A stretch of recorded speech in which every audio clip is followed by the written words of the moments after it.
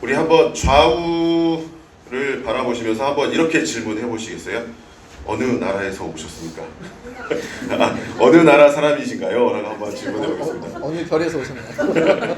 네, 혹시 여기 한국 분이 아니신 분 계신가요? 네, 다 얼굴만 봐도 다 한국 사람처럼 보이시는데 네, 오늘 말씀의 제목이 한국인 그리고 대한민국인, 다양한 외국인이라는 제목을 가지고 오늘 디모데후서 3장 10절에서 17절까지의 말씀을 함께 나눠보고자 합니다.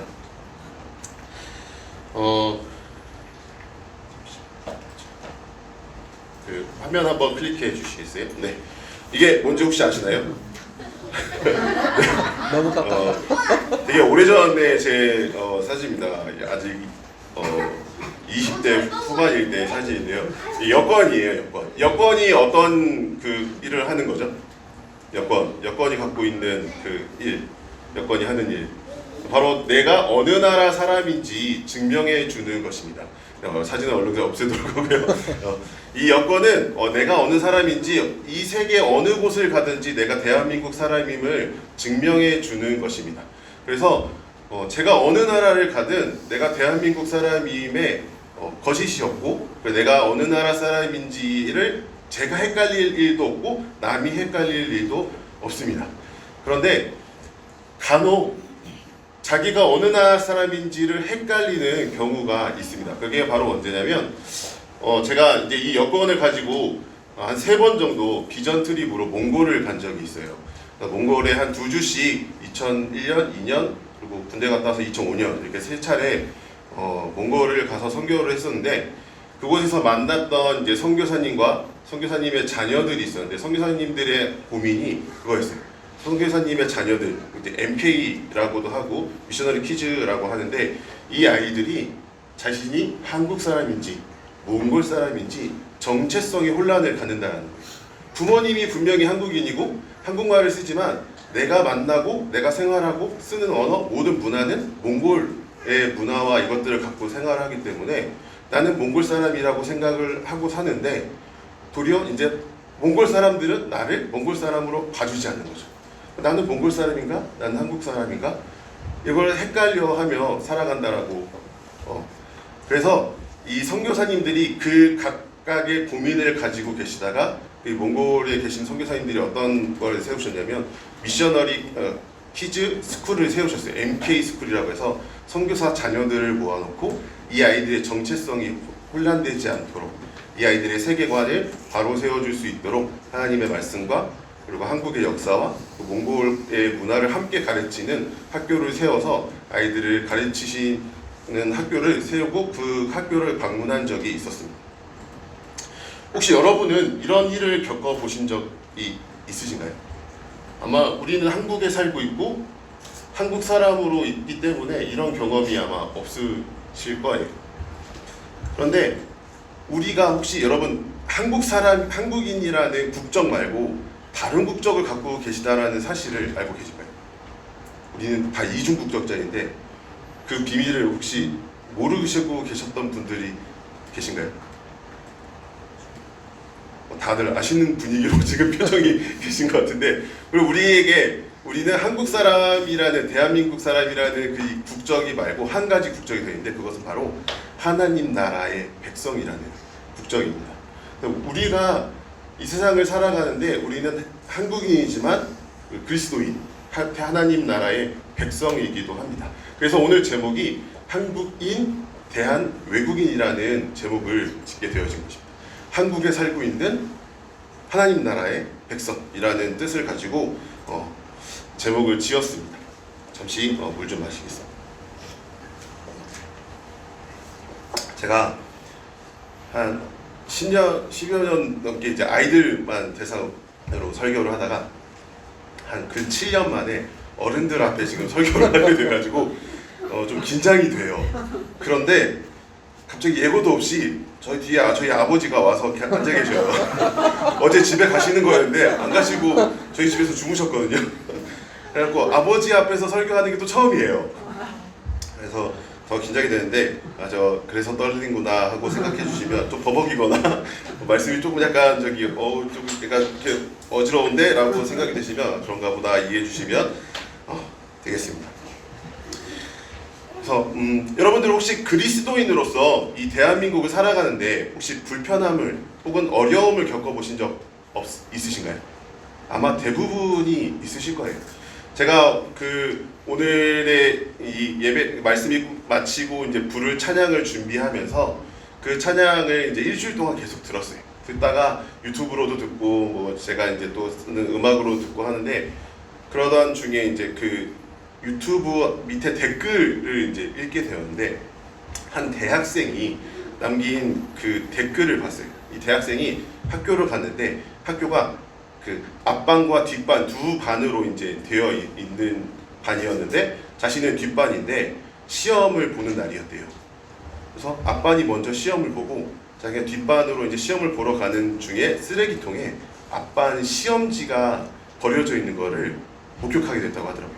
그래서 저거를 볼까 말까, 저걸 주워 볼까 말까, 이거 보면은 점수가 잘 나올 건데 고민을 하는데 계속 마음속에 누군가 이야기를 하더라고요. 그래서 너가 하나님을 믿는데 그러면 안 되지. 그건 아니야. 다른 사람들처럼 컨닝하고 살면 안 돼. 라는 이 마음이 계속 와가지고 결국에는 이제 계속 아른거리는 앞반의 쓰레기통에 있는 시험지를 무시하고 양심껏 시험을 봤다라는 고백을 댓글로 남긴 거를 봤습니다. 저희들이 그리스도인으로 살다 보면 이 세상에 살아가는 이 방식과 그리스도인으로서 우리가 살아가야 되는 이 두 세계관 간의 수많은 충돌과 혼란을 겪게 되어집니다. 저는 그래도 전도사이기 때문에 제가 만나는 사람들은 거의 대부분 성도들이기 때문에 그런 충돌이 좀 적은 편이긴 해요. 그런데 저나 목사님이 겪게 되는 그 충돌이 뭐냐면 저희 목회자들과 성도들 간의 이 세계관의 그 충돌입니다. 이제 제 동기들은 이제 담임 목사님으로 청빙 받아 가신 분들도 계시고 개척한 목사님들도 계시고 한데 이제 연락을 하다 보면 하는 얘기가 그거예요. 성도들이랑 이야기하다 보면 특히 청년들, 이 학생들과 얘기하다 보면 이 세계관의 충돌이 너무 일어난대요. 지금 이 세상을 살아가고 있는 이 아이들, 이 청년들이 살아가고 있는 이 세계관을 이 성경의 말씀을 전하려고 하면 너무 충돌이 일어나서 힘들다라고 이야기를 합니다. 그렇다면 이 청년들과 이 교육자, 말씀을 전하는 우리들과 왜 이런 어려움이 일어나게 되느냐? 그건 바로 오늘 이 세상이 우리가 살아가기에 굉장히 어렵기 때문이 아닌가 싶습니다. 제가 하나를 건너뛰었네요. 왜냐면 우리가 그리스도인이기 때문이죠. 이 그리스도인이라고 하는 이 단어가 혹시 여러분 성경에 어디에서 처음 나왔는지 아신가요? 사도행전에 보면 그리스도인이라는 단어가 처음 나옵니다. 우리 사도행전 11장 25절에서 26절 말씀을 한번 같이 한 목소리로 읽어보도록 하겠습니다. 시작.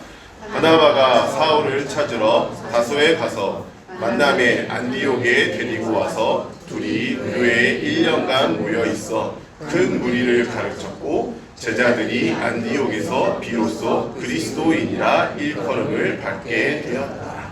바나바와 사울이 안디옥에 이제 말씀이 전해진다는 소식을 듣고 그곳에 가서 말씀을 가르치기 시작해요.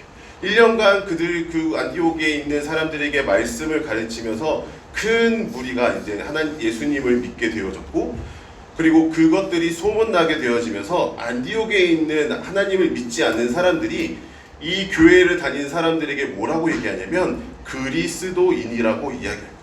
이 그리스도인이라고 하는 이 언어는 헬라어로 크리스티아노스라는 뜻이에요. 크리스티아노스라는 이 단어인데 이 단어의 뜻이 무엇이냐면 그리스도의 사람, 그리스도에게 속한 사람, 그리고 비꼬는 말로 그리스도쟁이들. 우리 옛날에 우리 부모님들 저도 이제 그런 얘기를 가끔 들었는데 예수쟁이라는 얘기가 있었잖아요. 요새는 잘 안 들리는데 이런 약간 비꼬는 투로 야 쟤는 예수 믿는 사람이야, 예수쟁이야, 예수에 속한 사람이야 라는 뜻으로 하는 이야기가 바로 그리스도인이었습니다. 왜냐하면 이 안디옥이라고 하는 곳은 로마 황제가 다스리는 곳이었어요. 그래서 로마 황제의 사람, 로마인이라는 이로 살아가던 이 나라에, 이 도시에 어떤 사람들이 생겼냐면 로마 황제의 법이 아니라 예수님의 말씀을 따라 살아가는 사람들이 생긴 거예요. 그리스도 예수라고 하는 사람의 그 말을 따라 살아가는 사람들이 생겨난 거죠. 그러니까 이 사람들이 뭐라고 얘기하냐면, 야, 쟤네들은 그리스도인이야, 크리스티아노스야, 예수님이라고 하는, 그리스도라고 하는 사람의 이야기, 말을 따라서 그것 따라 살아가는 사람들이야 라면서 때로는 비꼬면서 혹은 그런 사람이라고 그냥 지칭하면서 이야기하게 된 것이 바로 그리스도인이라는 단어입니다. 그런데 이 그리스도인들이 이 당시에도 그렇고 지금도 그렇지만 우리 그리스도인들이 이 세상을 살아가는 데에는 어려움이 있어요. 왜냐하면 이 단어가 증명해 주듯이 이 사람들은 이 로마 황제에게 속한 사람이 아니라 그리스도에게 속한 사람들이 아주 구분되어지는 이런 상황들이 벌어지게 되는 거예요. 그게 왜 그러냐면 오늘 읽지 않았지만 오늘 그 앞에 3장 1절에서 5절 말씀을 보면 세상은 바로 이렇기 때문입니다. 우리 한 절씩 읽고 마지막 5절은 함께 읽도록 하겠습니다. 제가 1절 먼저 읽겠습니다. 너는 이것을 알라. 말세에 고통하는 때가 이르러 사람들이 자기를 사랑하며 돈을 사랑하며 자랑하며 교만하며 비방하며 부모를 거역하며 감사하지 않으며 거룩하지 않으며 무정하며 원통함을 풀지 아니하며 모함하며 절제하지 못하며 사나우며 선한 것을 좋아하지 아니하며 질투하며 조급하며 자만하며 쾌락을 사랑하기를 하나님 사랑하는 것 함께 읽겠습니다. 경건의 모양은 있으나 경건의 능력은 부인하니 이 같은 자들에게서 내가 돌아서라. 세상을 살아가는 하나님을 믿지 않는 사람들의 모습과 하나님을 믿고 하나님의 말씀대로 살아가는 우리의 모습은 이 모습과 정반대되는 모습을 우리가 살아가야 합니다. 그렇기 때문에 이 세상을 살아가는데 우리가 그리스도인으로서 온전히 살아가기가 쉽지 않고, 그렇다고 어느 정도 이렇게 교집합을 이루면서 살아가자니 그 경계선을 정하기가 너무 어렵고 하기 때문에 우리가 그리스도인으로서 이 세상을 살아가는데 정말 외국인이 한국에 와서 사는 것처럼 우리가 그런 정체성의 혼란을 겪으며 힘들게 어렵게 살아가게 되어지는 모습이 있게 되어집니다. 그런데 성경에서 뭐라고 말씀하시냐면 이렇게 말씀하십니다. 로마서 12장 2절에 쓰여진 말씀인데, 너희는 이 세대를 본받지 말고 오직 마음을 새롭게 함으로 변화를 받아 하나님의 선하시고 기뻐하시고 온전하신 뜻이 무엇인지 분별하도록 하라. 하나님, 이 성경에 뭐라고 쓰여있냐면 이렇게 쓰여있습니다. 너희는 이 세대를 본받지 말고. 우리가 이 세대를 본받지 않고 살아가는 건 이 세대로부터 우리가 좀 핍박을 받게 되어지고, 쟤는 이상한 사람이야, 좀 약간 정신병자라는 약간 이상한 사람으로 취급을 받으면서 힘들게 살아갈 수밖에 없는 상황이지만, 하나님이 뭐라고 말씀하시냐면 이 세대를 본받지 말고 오직 우리의 마음을 새롭게 함으로 변화를 받아서 하나님의 선하시고 기뻐하시고 온전하신 뜻이 무엇인지 분별하면서 살아가도록 하라라고 말씀을 하시는 겁니다. 그렇다면 우리가 어떻게 하나님의 선하시고 기뻐하시고 온전하신 뜻이 무엇인지 분별하면서 살아갈 수 있을까요? 그것은 바로 이 하나님의 말씀을 통해 우리가 그렇게 살아갈 수 있습니다. 오늘 우리가 읽은 말씀을 보면 14절, 3장 14절과 15절 말씀을 보면 바울이 디모데에게 이렇게 얘기하고 있습니다. 그러나 너는 배우고 확신한 일에 거하라. 너는 내가 누구에게서 배운 것을 알며 또 어려서부터 성경을 알았느니 성경은 능히 너로 하여금 그리스도 예수 안에 있는 믿음으로 말미암아 구원에 이르는 지혜가 있게 하느니라 아멘. 이 디모데가 지금 에베소라고 하는 지역에서 목회를 하고 있는 중이었어요. 근데 이 디모데가 이 에베소라고 하는 교회에서 목회를 하는데 여러 어려움을 겪고 있다라는 소식을 들은 바울이 로마의 옥중에 있으면서 디모데에게 쓴 편지가 바로 오늘의 디모데 후서입니다. 그래서 뭐라고 쓰냐면, 말세에 우리가 고통받는 것이 너무 당연해. 그리스도를 믿는 사람은 박해를 받는 게 당연해. 그런데 너는 네가 배운 말씀, 너가 부모로부터, 할머니로부터 배운 그 말씀을 기억하고 그 말씀을 붙잡고 목회를 하고 그렇게 살아가. 그러면 너가 하나님의 구원에 이르는 지혜를 얻게 될 거야 라고 이야기를 합니다. 이 디모데는 오늘 읽지는 않았지만 디모데후서 1장 5절 말씀에 보면 화면에 없습니다. 제가 읽어드리겠습니다. 이는 내 속에 거짓이 없는 믿음이 있음을 생각함이라. 이 믿음은 먼저 내 외조모 로이스와 내 어머니 유니게 속에 있더니 내 속에도 있는 줄을 확신하노라. 이 디모데는 어려서부터 할머니, 외할머니와 어머니를 통해 하나님의 말씀을 배웠습니다. 그리고 1차 선교 여행을 중에 있는 바울을 만나 바울에게 예수 그리스도의 말씀을 배우고 그의 제자가 되고 그의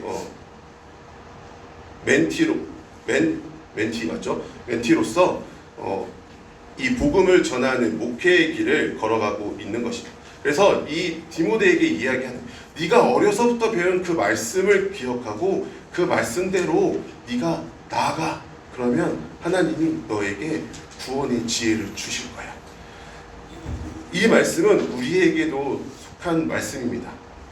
이 전도사로 살아가고 있는, 목회자로 살아가고 있는 제가 이 사회생활하고 있는 여러분들에게 이런 말씀을 전하는 게, 전도사님 이거 안 겪어보셨잖아요. 예, 맞습니다.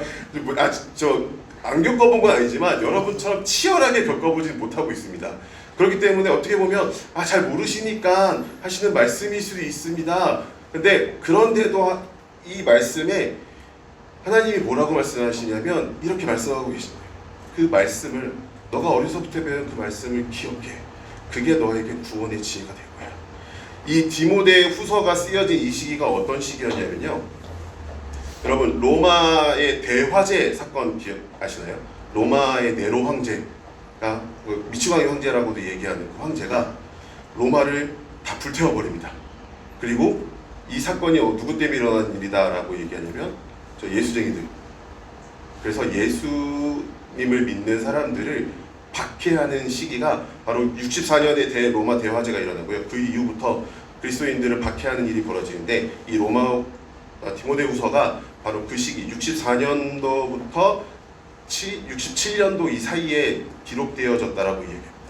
핍박을 받는 시대예요. 예수님을 믿는다라고 하면 어떤 일이 벌어지냐면 잡혀가 죽을 수 있게 되는 상황이었습니다. 여러분, 적어도 우리는 죽지는 않잖아요.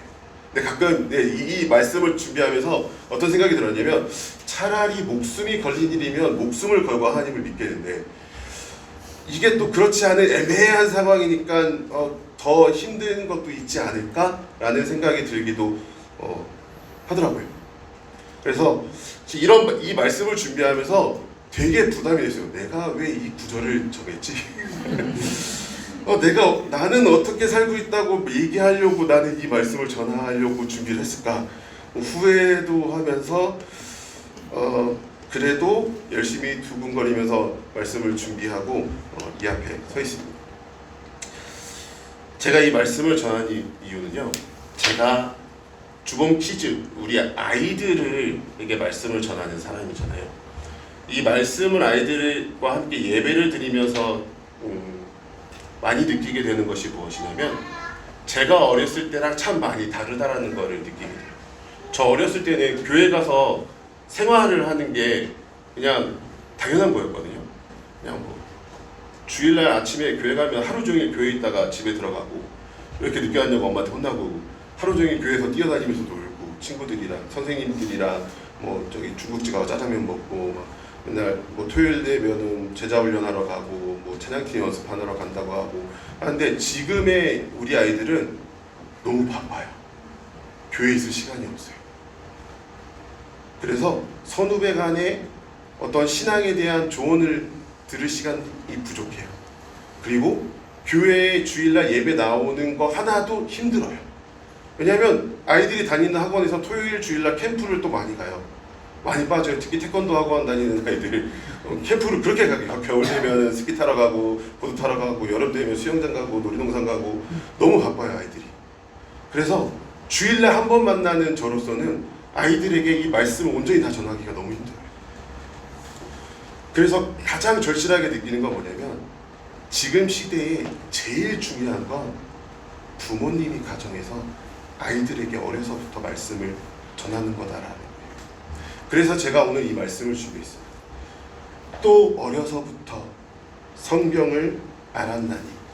디모데는 어려서부터 부모님과 할머님을 통해서 말씀을 들었어요. 그리고 바울이라고 하는 엄청난 또 말씀의 전도자를 만나 말씀을 배웠습니다. 제가 바울처럼은 안 되지만 여러분들은 디모데의 부모님처럼 어머니처럼 또 할머니처럼 되실 수 있습니다. 우리가 우리 아이들에게 가정에서 삶의 모습으로 하나님의 말씀을 늘 전해 주셔야 합니다. 저는 일주일에 한 번밖에 못 만나요.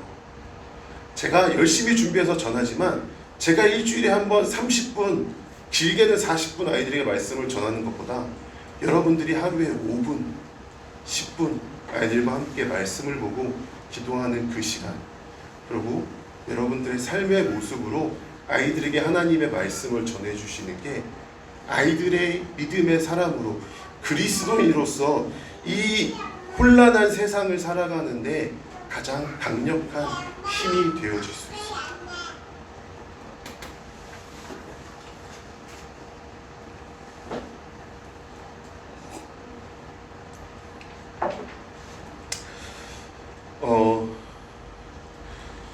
부모님의 말씀, 저희 부모님에 대해 이야기를 하려고 이제 설교도 준비했었는데 아버지가 왕이셔가지고